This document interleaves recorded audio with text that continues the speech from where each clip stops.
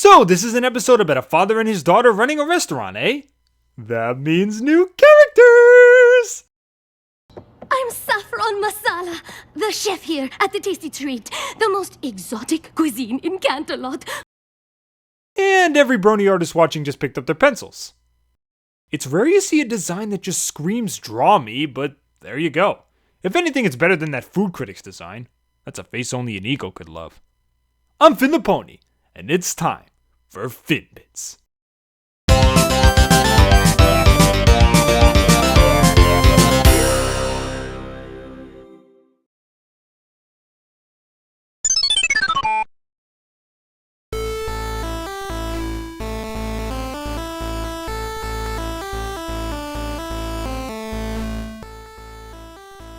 Hey, cutie map!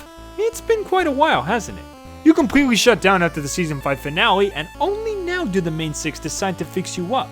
Halfway through season 6. Well, better late than never, I guess. Considering that the cutie map was the plot starter for some of season 5's best, I'm pretty excited to see what friendship problems the main 6 will be solving next. And hey, we're already off to a good start. A Pinky and Rarity outing. Considering their last trip together was a joy to experience, I've got some pretty high hopes for this one. We got some great ingredients on the table, so let's see how the writers mix them together. After finally fixing the cutie map, we see that Rarity and Pinky have been summoned to Canterlot to deal with the friendship problem. Their hungry stomachs lead them to Restaurant Row, where they grab a bite to eat. But unfortunately, all the eateries they enter are pretty much the same with equally bland food. That is, except for one, the Tasty Treat, an exotic little place run by Coriander Del Cumin and his daughter Saffron. The place has some pretty amazing food, but no pony is willing to try it since it hasn't been rated by Zesty Gourmage, a local food critic which the ponies of Canterlot consider the highest authority in cuisine judgment. Pinky and Rarity realize that this is the problem they were sent there for, and team up to try and get the Tasty Treat the highest rating it can. Rarity puts in a lot of effort to try and make the restaurant the same as all the others with a high rating, while Pinky feels that it's best for the treat to stay as it is since it's already amazing. But despite both their efforts, Zesty ends up leaving the place in a huff without leaving them so much as a single hoof. All hope seems lost for the restaurant, but after taking a step back and relaxing a bit, Coriander and Saffron are reminded of the real reason they went into the restaurant business. Not to be flooded with customers or to be well rated, but to share their unique love of cooking and food with the ponies of Canterlot. So they restore the restaurant to its original glory, and thanks to Rarity, the place starts flooding with customers. A curious Zesty returns to try and understand what's going on, and Rarity ends up telling her off by explaining that the ponies are free to have their own opinions on certain things, and don't always have to rely on the judgment of a critic. Zesty leaves one final time, and the episode ends with the dynamic duo of Pinky and Rarity celebrating a successful endeavor. It's interesting that they use the word spice in the title, because what's been done here truly does feel like a unique extra flavor was added to almost every aspect of the episode. From the music, to the conflict, to the conclusion. It stands out in far more ways than I thought it would. Though I will admit it's not without its bland bits. For example, I'll be the first to admit that the story is a pretty predictable one. Each time a plot point gets introduced, you can pretty much guess where it's going to go. All the restaurants in Restaurant Row are bland, there's gonna be one that stands out. Rarity tries to make the restaurant like all the others, it's gonna blow up in her face. It's a pretty straightforward setup.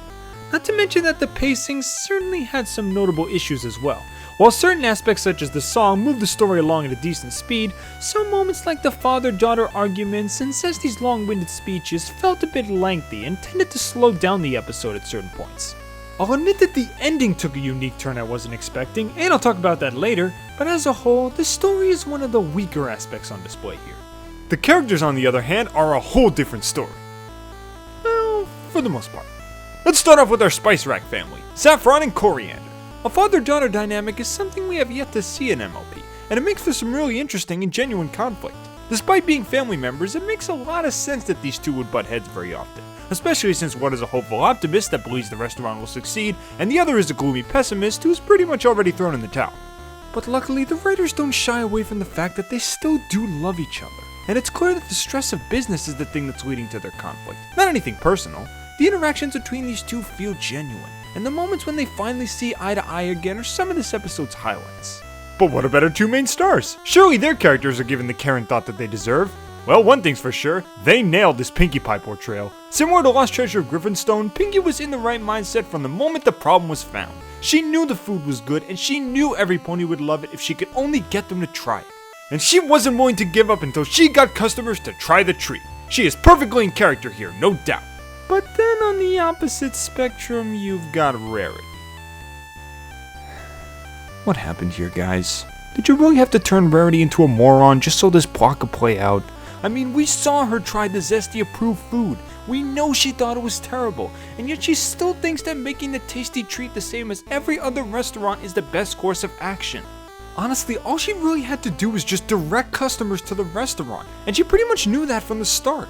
This whole setup makes the episode go almost 100% in Pinky's direction, and that's not what I want to see.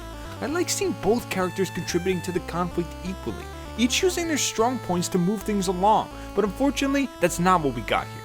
Lastly, I want to talk about Zesty Gourmage, the food critic and antagonist of this episode. Pretty much everyone compares her to Anton Ego from Ratatouille, and with very good reason.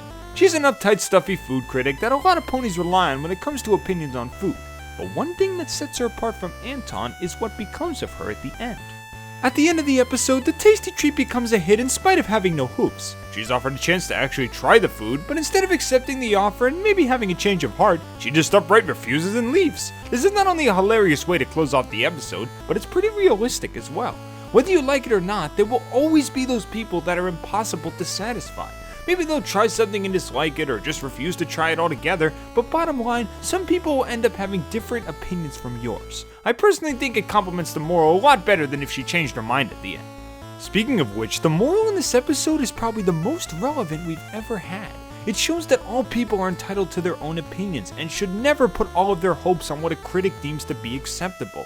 We live in a world full of critics. For movies, TV shows, video games, pretty much everything.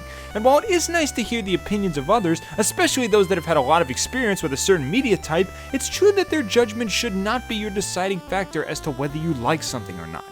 You are free to create your own opinion and make your own decisions, because at the end of the day, critic or not, we're all people, and we're all gonna have our own reasons for liking or disliking something. I am so glad this moral was addressed in an episode, and it was done in a very tasteful way, might I add. And lastly, I gotta talk about the music. It's rare that you hear me give an episode some auditory critique, but I feel it's necessary here. Every bit of music from the song to the background track is loaded with exotic flavor. Instead of the typical harps and flutes, this episode unfolds to the sounds of sitars and bongo drums, which fits perfectly with the atmosphere of the tasty treat and our father-daughter duo as well. Just goes to show how a few new instruments can truly make a soundtrack stand out. And of course, I can't forget about the song, It's Gonna Work. Talk about memorable. This is a song that I know is going to stick with me down the road. The unique instrumentation, the catchy as hell beat, the enjoyable contrast between Rarity and Pinky's lyrics, and it managed to keep the plot going and entertain us at the same time. It does everything that a great musical number should. Though the use of the same animation 3 times was a little distracting, I'll admit. As a whole, I can say that Spice Up Your Life had its flaws for certain, but I'd be lying if I said I didn't enjoy it. The story is a bit on the predictable side, and Rarity's reasoning makes me question if she hit her head one too many times, but those things certainly don't ruin a fantastic moral, great performances from old and new faces, and a soundtrack that left quite the impression when compared to most others. I'm honestly glad that this is the episode that they decided to end the first half with, since it's not only a very relaxing slice of life a la Applejack's Day Off, but it also ends on a really happy and triumphant note, getting me pumped for what's to come. This may not be the best thing on the MLP menu, but it still deserves to be tried by everyone.